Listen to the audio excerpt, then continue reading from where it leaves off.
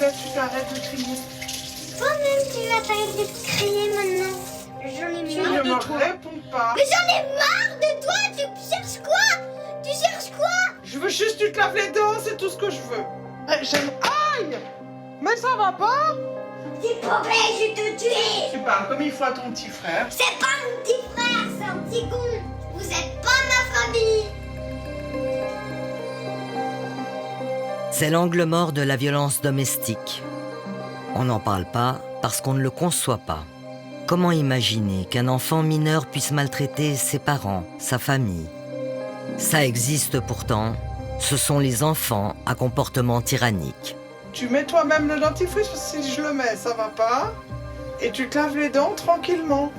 C'est bon? Père, c'est dégueulasse. Père, il est dégueulasse. Écoute, Tu fais comme ça? j'ai hyper mal au crâne. Alors, Arrête de m'emmerder. Stop. Arrête. j'ai très mal à la tête.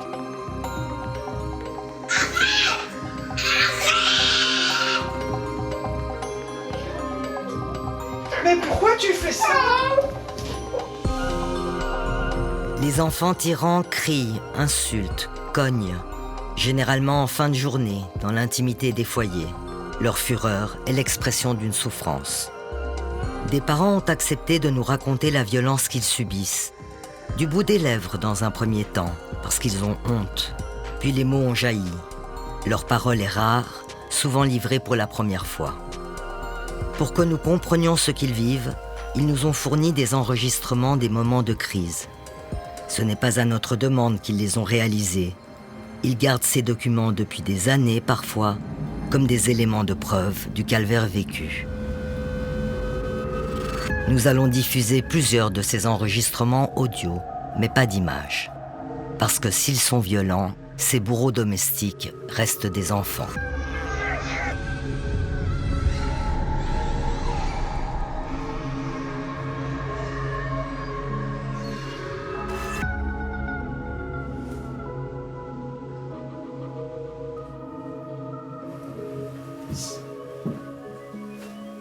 J'ai accepté de témoigner parce que je sais pas comment, c'est pas évident. Non, c'est pas évident. Non. Voilà, ça existe et puis je pense que c'est bien qu'on en parle et que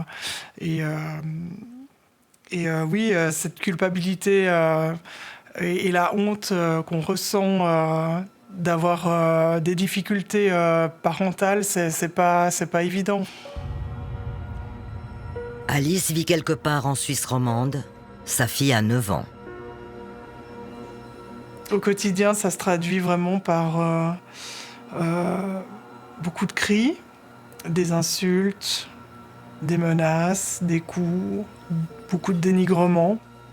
Ça peut être salope, connasse, va te faire foutre, enfin des choses, je parle crûment, mais voilà. C'est des journées en fait rythmées par des cris. Pour chaque transition, chaque moment où on sort du souper, on se prépare pour aller se coucher, ça va être juste de se laver les dents, de se mettre en pyjama, ou de prendre un bain, voilà. Ça finit en pleurs, en crise. Allez, on s'habille. On a l'ergothérapeute. On est en retard. On y va. Tu mets... Arrête. Mets ton pantalon. Arrête. Alors tu le mets. Tu vas me taper aussi? Oui. Arrête! C'était dans la cage d'escalier de l'immeuble. Vous en avez écouté 17 secondes. La crise a duré près de 3 heures.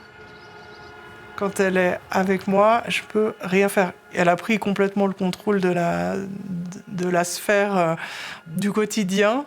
Donc moi, pour l'instant, je résiste. Mais ça me coûte. Je me dis qu'un jour, elle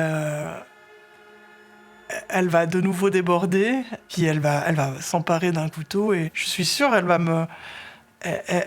m'attaquer la nuit pendant que je dors. J'ai très très peur.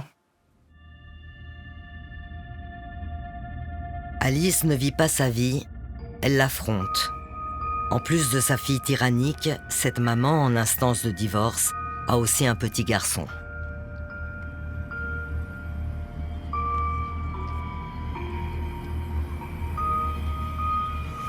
C'est très difficile pour lui. Il en souffre énormément. Et ça lui entache. Normalement, c'est un petit garçon, vraiment, c'est un rayon de soleil.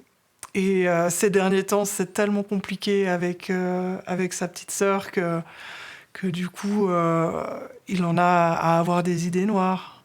Vraiment. Même lui qui est si solaire, quoi. Donc c'est compliqué. Ouais, ça vous Donc c'est rajoute. une vraie souffrance, oui. Ça me rajoute une couche de culpabilité, une couche de honte, une couche de... Oui, c'est compliqué, franchement. Vous allez tenir longtemps comme ça? C'est une bonne question. En fait, il y a un moment, il faut me dire comment je peux donner les limites. Elle en a absolument pas. Elle sait très bien que je vais pas la taper, que je vais pas retourner ce qu'elle me fait. Donc, comment gérer?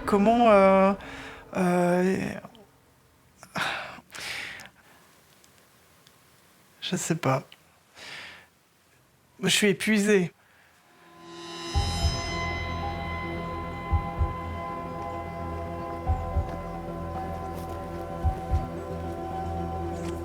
Autre région, même violence. Nous rencontrons Christine près de Montpellier, dans le sud de la France. Divorcée, c'est là qu'elle réside avec ses 4 enfants, 2 filles et 2 garçons.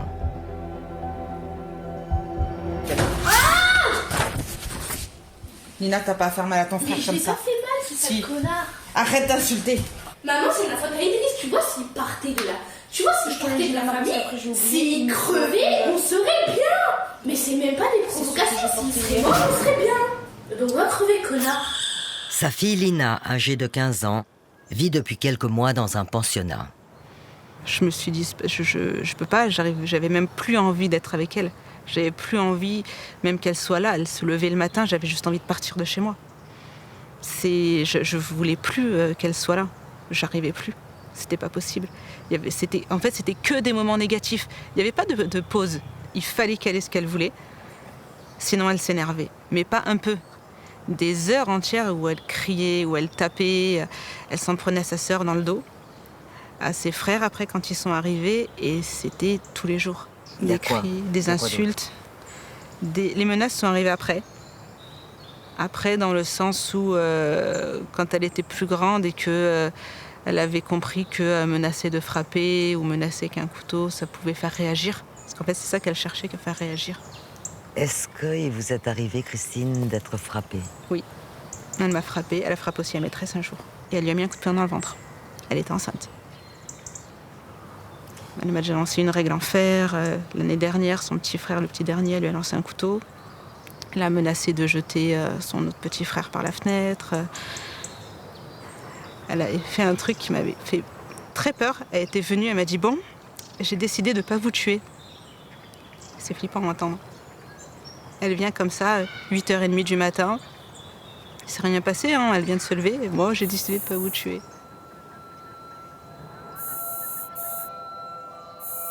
Des enfants qui terrorisent, des parents terrorisés, des vies en pagaille. Mais de quoi parle-t-on? Pas de l'enfant roi qui est un petit être pourri gâté auquel les parents cèdent tout. Non, l'enfant tyran, c'est autre chose, le cran au-dessus. L'expression vient du langage courant. Elle désigne l'enfant qui a inversé la hiérarchie familiale. À la maison, c'est lui qui commande. Il s'impose par la violence psychologique et physique. L'enfant tyran n'est pas capricieux. Il est le boss, tout simplement. Tu mets ton pyjama. Arrête. Aïe. C'est pas gentil. Mais t'arrêtes de me donner des coups tout le temps. Je suis brutalisée. Déjà ce matin, tu m'as donné un grand coup de poing dans le ventre. Et après, tu m'as craché dans le visage. Tu me maltraites, hein. Moi, je laisse.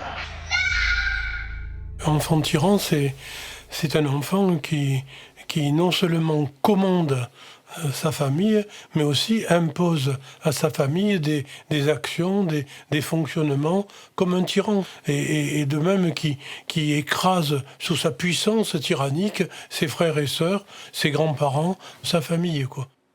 Ne vous fiez pas à ses airs tranquilles, c'est un cador. Son expertise fait référence depuis près de 50 ans. Marcel Ruffo est un grand nom de la pédopsychiatrie, un auteur et un conférencier de renom. Toujours en activité dans sa ville de Marseille, il est de ceux qui ont remis en pleine lumière la notion d'enfant tyran. Ça doit être à peu près, je dirais, 20% des consultations. C'est inquiétant parce que ça risque d'augmenter. Il y a quelques années, ça n'existait pratiquement pas. C'était une fois par mois, une fois tous les 2 mois. Avec aussi des parents de plus en plus déboussolés, quoi. Des parents qui viennent consulter pour ça. Il n'y a pas d'autre motif de consultation dans ce cas que c'est un tyran. Mais que s'est-il passé ?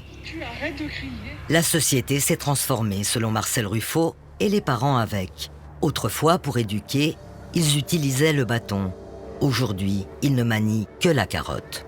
Mais ils ont changé à cause des pédopsychiatres, qui leur dit toujours qu'il faut expliquer, qu'il faut parler, qu'il ne faut pas imposer de manière un peu étrange et non compréhensible pour l'enfant les choses, et ce, dès qu'ils sont bébés, quoi. Le recours à une fessée est désormais interdit. La punition réprouvée. Les parents d'aujourd'hui ont biberonné à l'éducation positive, mais l'ont-ils bien comprise ? De manière certaine pour moi, c'est que les parents actuellement cherchent à séduire leurs enfants, à être leurs amis plutôt que d'être parents. Et ils ne se comportent donc pas comme des adultes. L'enfant, naturellement, dans son développement, a une phase d'opposition qui est normale. Cette phase du non, pour qu'elle se termine, il faut qu'en face d'eux, les enfants aient aussi une opposition, qui disent aussi non, afin qu'ils puissent dire oui, qu'ils accèdent au oui plutôt que le non. Et comme les parents ne veulent pas être en conflit avec leurs enfants, comme ils veulent toujours donc les séduire et être leurs amis, ils perdent toute autorité et les enfants n'ont pas la frustration nécessaire. Dans cette relation quasi égalitaire, pères et mères ne savent plus où placer le curseur de l'autorité. Ils sont tiraillés sur 2 bords. Le bord d'être séducteur et l'ami de leurs enfants et le fait qu'ils comprennent que le comportement de l'enfant prouve leur échec. Maintenant, c'est stop. Vous êtes trop nerveux, toi et ton frère. C'est toi qui me rends nerveux. Mais calme-toi. C'est toi qui es nerveuse d'abord. Tu te calmes. Tu vas t'arrêter. Stop. Ok, d'accord, j'ai compris. Non, tu restes ici. Tu te réveilles à quoi? C'est le jeu d'imposer. Non. Aïe. Laisse-moi tranquille. Oui, tu restes tranquille. L'absence de hiérarchie familiale suffit-elle à expliquer la tyrannie d'un enfant ? Peu convaincue, intriguée par sa fille, Alice a cherché des réponses ailleurs. C'est une petite fille on a vu très vite qu'elle n'était pas tout à fait, entre guillemets, comme les autres, on va dire. Elle était un petit peu différente. À la crèche, c'était la seule qui trouvait pas sa veste, par exemple, accrochée à son crochet. Quand il y avait des jeux, elle se mêlait pas avec les autres enfants. Enfin, il y avait des petits signes comme ça. Elle regardait pas vraiment les gens dans les yeux aussi, même nous, enfin les parents. Puis plus elle grandissait, et plus on nous disait il y a quelque chose, il faudrait investiguer. Alors Alice investigue, ballottée de médecin en thérapeute. On nous a dit votre fille est autiste. Mais la description de ce qu'on nous disait, de ce qu'on voyait, ça collait pas tout à fait au profil de notre fille. Donc on a refait un 2e bilan et puis il nous a dit que c'était absolument pas de l'autisme. donc complètement un autre diagnostic. On nous a dit votre fille est TDAH. C'est un trouble de l'attention et de l'hyperactivité.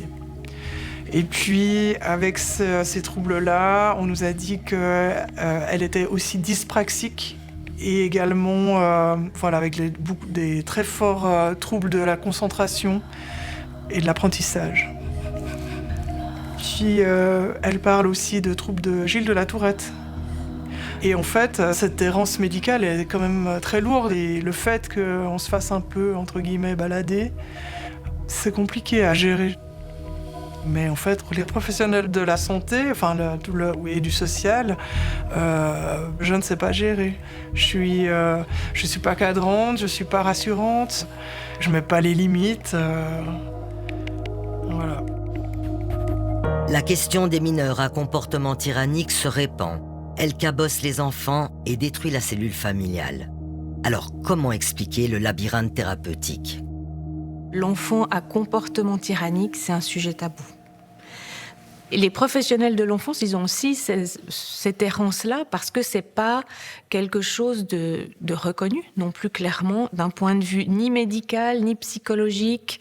Donc les familles viennent chercher de l'aide vers ces personnes-là, qui elles-mêmes n'ont pas forcément ni les outils, ni la compréhension de ce trouble-là. Valérie Lassueur est une neuropédagogue inquiète.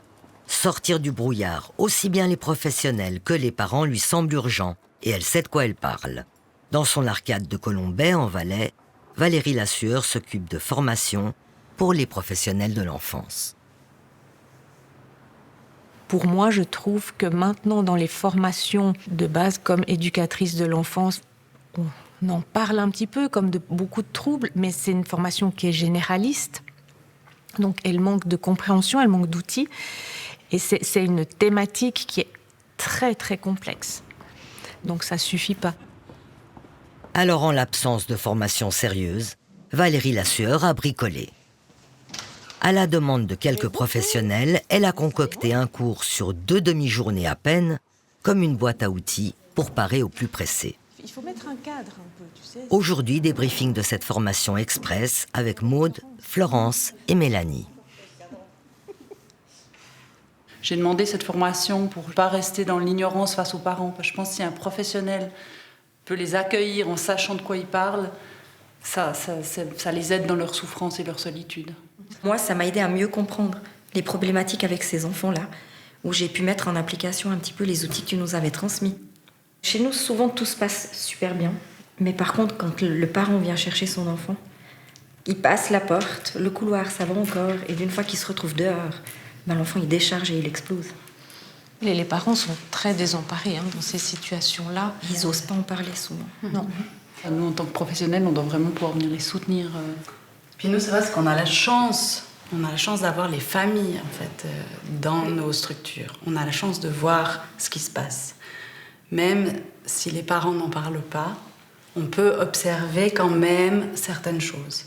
C'est vrai que c'est des choses qu'on n'aborde pas dans la formation de base, ou très peu. Non, dans la formation de base, on a un peu tout ça. Souvent, on va beaucoup culpabiliser les parents, d'où aussi ce sentiment de solitude, le sentiment d'échec de la part des familles en disant « mais qu'est-ce qu'on fait faux ?» Qu'est-ce que j'ai fait ? Qu'est-ce que j'aurais pas dû faire ? Qu'est-ce que je peux faire ? Où est le problème ? C'est très compliqué. Parce que j'ai eu une phrase de la psychologue scolaire qui m'a dit « c'est de votre faute, vous avez eu trop d'enfants ». C'est tellement, mais franchement, c'est tellement culpabilisant. Et je lui en veux à cette femme. Et elle s'est jamais excusée. Et je lui en veux énormément pour ça.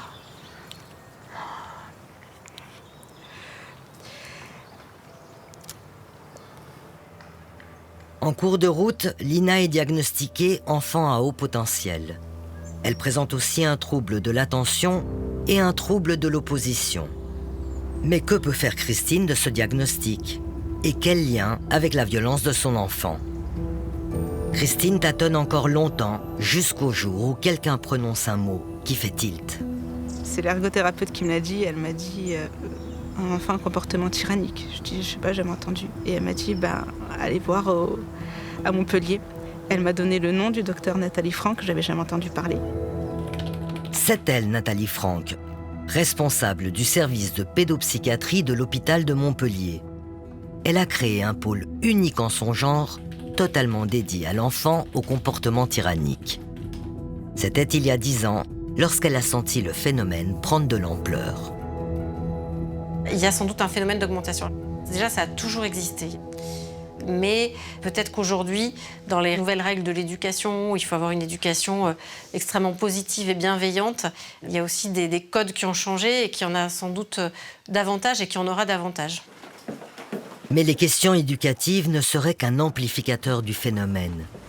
Pour Nathalie Franck, le point de départ, c'est que l'enfant tyran est porteur de troubles. C'est des enfants qui ont souvent un trouble anxieux, on va dire. Et ensuite, ils ont aussi souvent des problèmes de gestion des émotions, c'est-à-dire des enfants qui sont beaucoup plus colériques, impulsifs, qui vont monter dans les tours, qui vont être incontrôlables, faire des crises de colère monstrueuses. C'est pas des enfants qui n'ont pas les codes, c'est pas des enfants mal élevés. Ils ont leurs difficultés propres à gérer leurs émotions, ils prennent sur eux, mais quand ils arrivent à la maison, c'est la bombe à retardement et ça explose. Maman, je peux pas avec toi, je peux pas. Non, t'as pas le droit. Arrête de le mettre. Mais t'as rien compris. Quand Nathalie Franck met sur pied ses consultations spécialisées, elle voit affluer des parents de toute la France. On a été un peu dépassés presque par ce phénomène un peu d'engouement et des parents qui disaient mais c'est la première fois qu'on parle de nous, c'est la première fois qu'on parle de ce qu'on vit. On ne savait pas qu'on n'était pas les seuls. Pour les aider, le centre de Montpellier va élaborer un programme de guidance parentale qui fait rapidement parler de lui.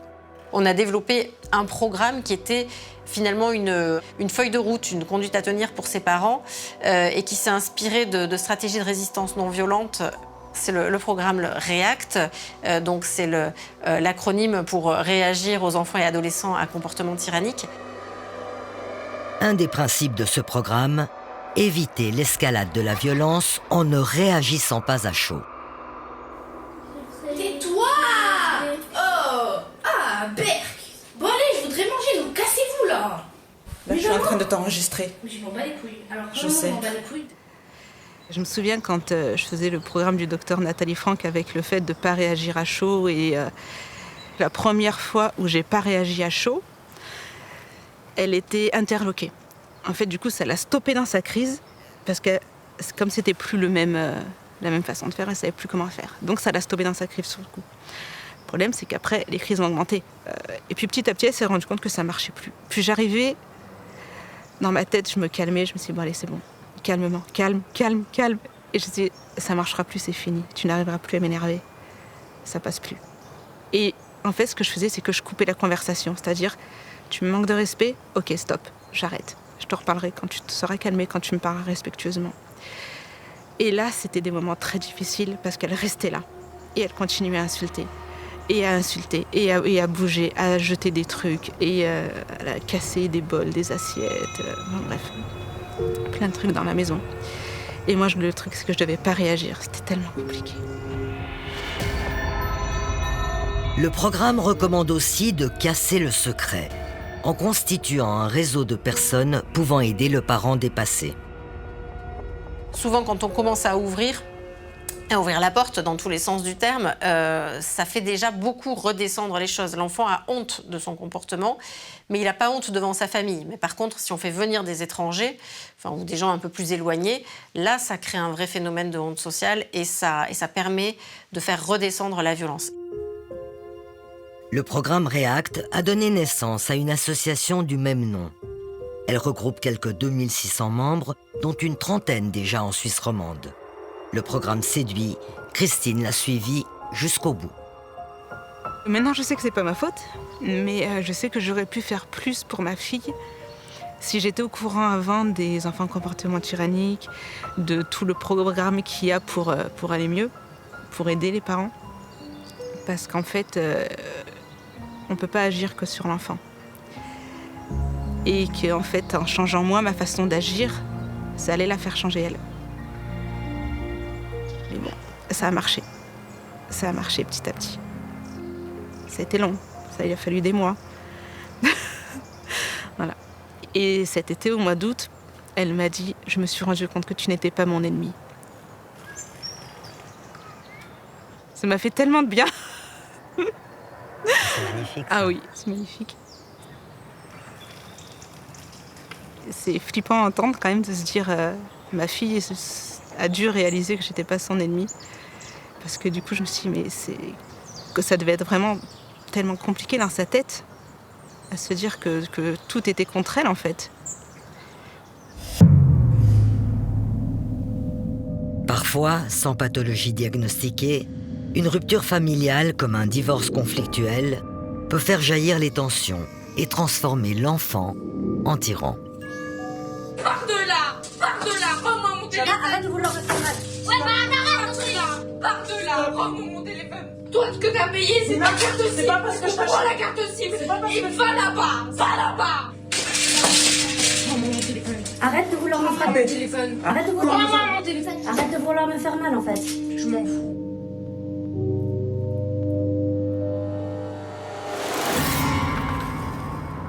Quand ils ont leur crise, c'est vrai qu'ils me font assez peur. En fait, je vois pas jusqu'où ça peut aller. Je me demande à quel moment ça a pu dégénérer à ce point. En fait, que j'ai pu laisser la situation s'envenimer pour que ça en arrive là. Ça s'est passé le 23 juin dernier. Après des années de violences verbales et psychologiques, les premiers coups s'abattent. Ce jour-là, je devais juste aller coucher les enfants. Et ils ont refusé de m'écouter. Et en fait, après, ça a commencé par me tirer les cheveux, des claques, jeter des objets sur moi. Et menacer aussi de casser des objets qui m'appartenaient. Il y a eu énormément d'insultes, des choses que j'avais jamais entendues avant. T'es qu'une merde, on veut pas t'avoir comme mère. Et puis surtout que il y a le premier coup et puis c'est que le début. Vu qu'après ça a continué, je me demande jusqu'où ça va aller en fait, vu que ça monte crescendo.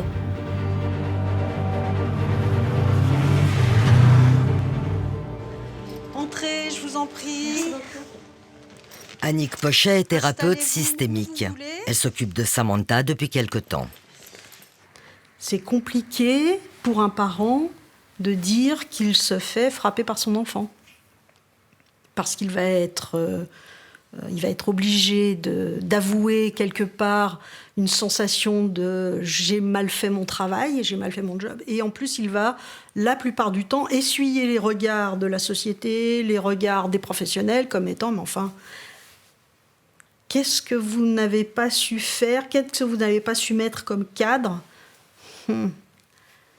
C'est un peu la double peine pour les parents. C'est la double peine pour les parents. Samantha habite en Suisse romande et a 2 enfants. Un garçon de 9 ans et une fille de 6. Les 2 ont un comportement tyrannique et on ne leur a diagnostiqué pour l'heure aucun trouble. Alors d'où vient leur violence? C'est là qu'intervient la spécialité d'Annick Pochet, le trauma complexe, celui qui vient de loin. Lorsqu'un enfant est violent, c'est le parcours du parent qu'elle va interroger. Ce qui est fondamental de comprendre, c'est qu'un enfant qui est violent avec ses parents, il l'est parce qu'il est en train d'exprimer vraiment une souffrance. Donc, un enfant est en réaction à quelque chose. Et ce quelque chose, bien souvent, est en lien avec ce qu'il se passe à l'intérieur de la famille. Qu'est-ce qui crée ça ? L'enfant ne devient pas violent d'un coup d'un seul. C'est quelque chose qui s'est mis en place depuis bien longtemps. Depuis même peut-être avant sa naissance, dans la mesure où on ne va pas arriver sur Terre de la même façon si on est d'une histoire d'amour que si on est d'une histoire de viol. Et donc cet enfant-là va être impacté par ce qu'il se passe dans tout ce qui s'est transmis au niveau intergénérationnel, par tous les traumas qui n'ont jamais été réglés. Et dès tout petit, ça va devenir ce que beaucoup de parents, par exemple, me disent, on a un enfant difficile, on a un bébé difficile. Avec sa thérapeute, Samantha revisite son passé. De ce que je comprends maintenant, c'est que les enfants, ils ont ce sentiment que je les aime pas, parce que je le dis pas forcément. Pour eux, je suis juste la personne qui s'occupe d'eux et qui leur pourrit la vie.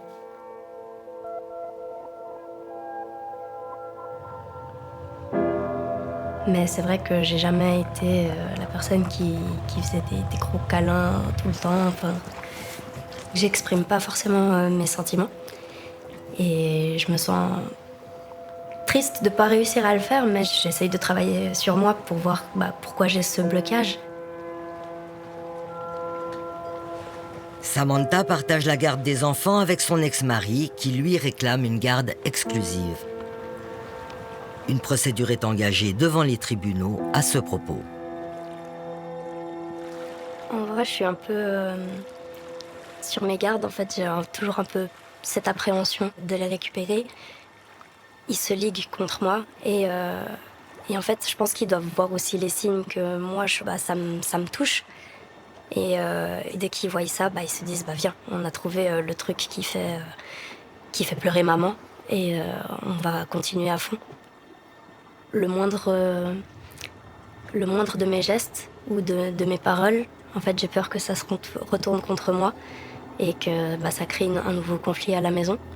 Donc en fait, je marche sur des œufs en fait, pour essayer de rien casser et que la semaine se passe au mieux et puis qu'il n'y ait pas de crise, de conflit, de pleurs, de choses à redire sur ma façon d'éduquer les enfants. Je pense qu'ils testent aussi mes limites. C'est épuisant.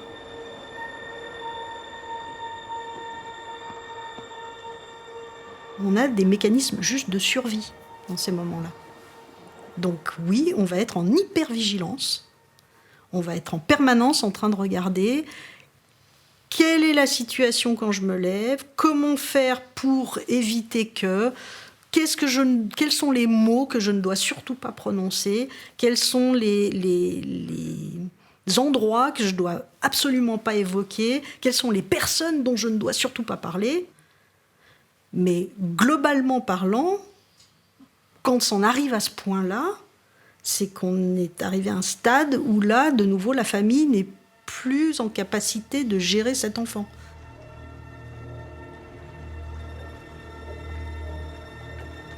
J'ai pas encore eu ce stade-là, parce que même si je me dis que peut-être j'envisage de les laisser avec leur père, si la situation continue de dégénérer, là je suis encore au stade où j'essaie de me battre et que je me dis qu'il y a un espoir de sauver la relation.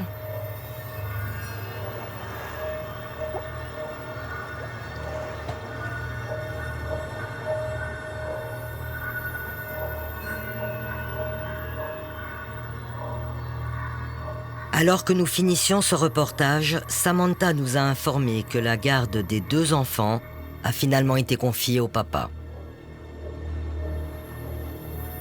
Une histoire familiale qui peut peser, une éducation positive mal comprise, des enfants souvent porteurs de troubles mais pas toujours. L'enfant tyran est sans doute la résultante de tout ça. Les professionnels de l'enfance ne gèrent pas vraiment et les parents font ce qu'ils peuvent. Parfois, il n'y a d'autres possibilités que d'éloigner l'enfant. Tous les deux, on a pris cette décision ensemble parce que c'était plus possible. J'étais en danger, notre fils était en danger.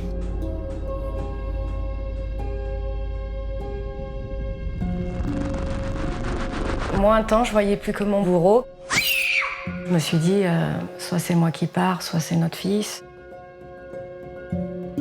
Comment cet être que j'ai désiré, que j'ai porté, comment c'est possible? Allez, on va se poser 5 minutes. Il y a encore du désarroi chez Luc et Roxane. À leur demande, leur fils Dorian, de 9 ans, est parti vivre dans une famille d'accueil depuis quelques mois. Le couple a suivi le programme REACT. Ça a marché, puis ça n'a plus marché. À bout de force, ils ont décidé l'éloignement de leur enfant, une démarche extrêmement rare. Si le calme est aujourd'hui revenu dans leur petite maison du centre de la France, les mauvais souvenirs s'accrochent. C'était des chaises qui ont volé dans la maison, ça en est peu pris aux objets, des coups de pied envers moi, mais je serais allée porter plainte, on n'aurait jamais cru que c'était un enfant, on aurait mis mon mari, on l'aurait incarcéré. C'était vraiment un déchaînement de mots très très durs. Des coups, des griffures, voilà, des coups de pied, il fallait ça. Quand les crises duraient. C'était du non-stop. Arrête les coups de pied, arrête les coups de pied. Calme-toi, calme-toi. Arrête la violence, arrête la violence. 5 ans, il a pris un jour un couteau de cuisine, il me l'a mis vers le ventre, j'étais seule, il m'a dit « Tu sais que je te tuerai un jour ». Est-ce que tu es calmée? Calme. Calme-toi. Putain. Tu vas passer la soirée dans le salon. Putain. Calme-toi. Putain. Dégage ma fille. C'est pas ce qui est prévu. Putain. Arrête. Tu vas me jeter une chaise.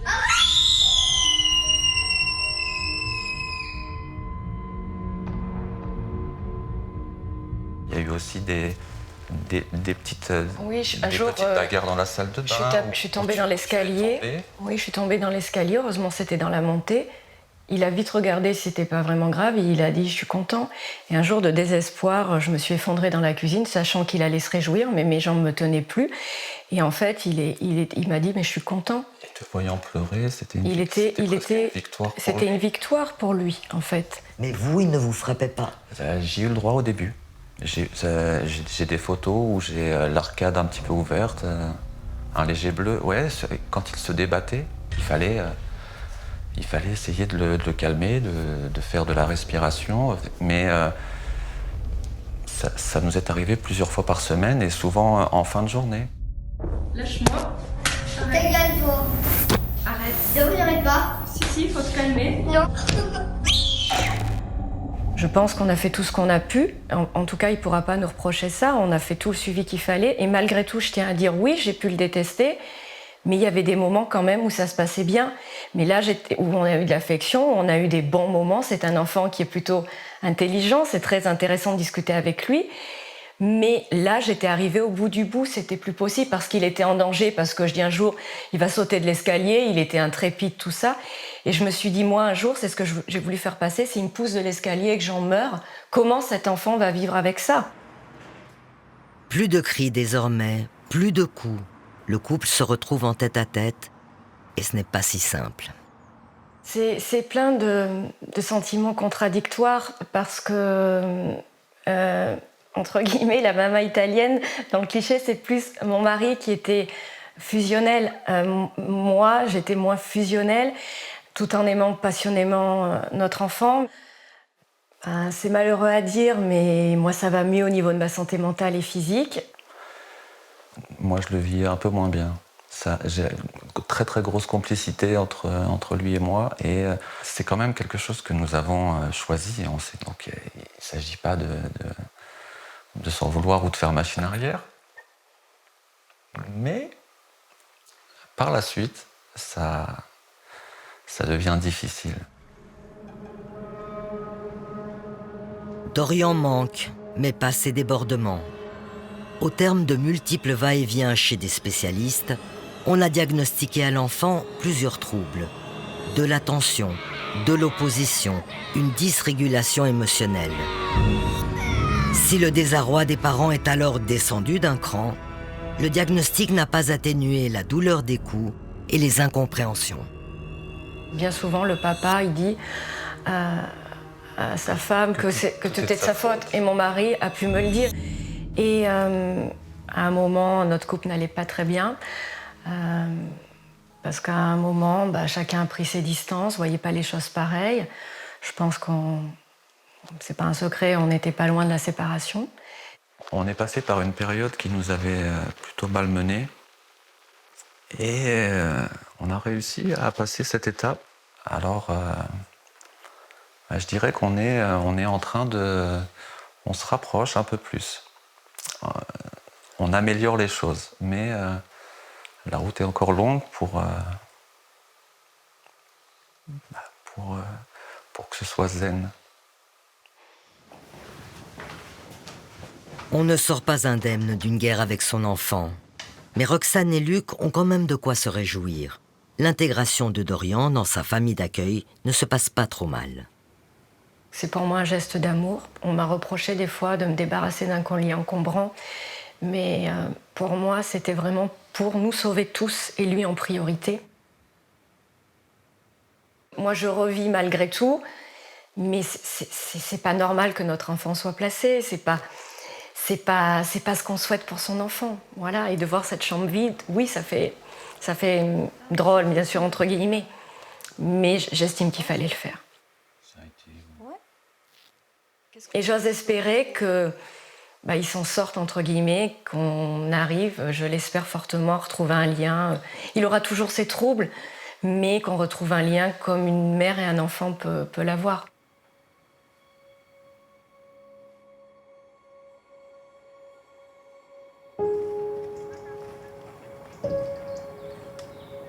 La décision de placer Lina en pensionnat a été maintenue comme un filet de sécurité. Et ça paye. Quand l'ado rentre chez elle les week-ends, mère et fille se reparlent avec tendresse.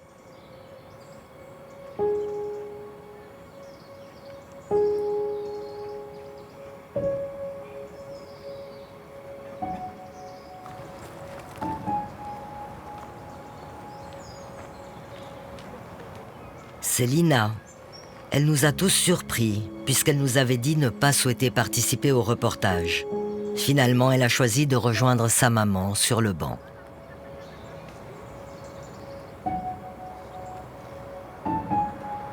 En fait, c'était long pour tout le monde parce que vu qu'on fait partie tous de la même famille, on était dans la même maison, donc tout le monde ressentait les émotions de tout le monde, vu que voilà. Et donc ça a été compliqué pour ma mère, pour mes frères et sœurs et pour moi aussi.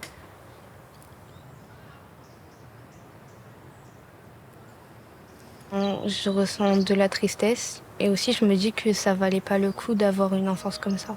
C'est pas... Moi j'étais pas heureuse avant et personne ne l'était. Voilà. Et maintenant, tu te sens comment? Maintenant je me sens heureuse. Parce que je suis plus en relation avec les autres. Donc voilà. Et puis avec maman, c'est comment? C'est bien, enfin on arrive à avoir des discussions comme ça et elle est plus avec moi. C'est chouette, non, ça? Oui, on a une relation mère-fille plus épanouie qu'avant. Et tu sais que le meilleur est à venir. Oui.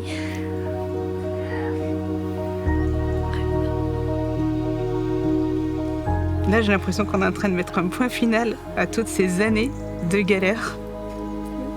C'est ça? Oui. Ça y est, je pense que là, c'est fini pour nous. Voilà, désolée. Pas grave.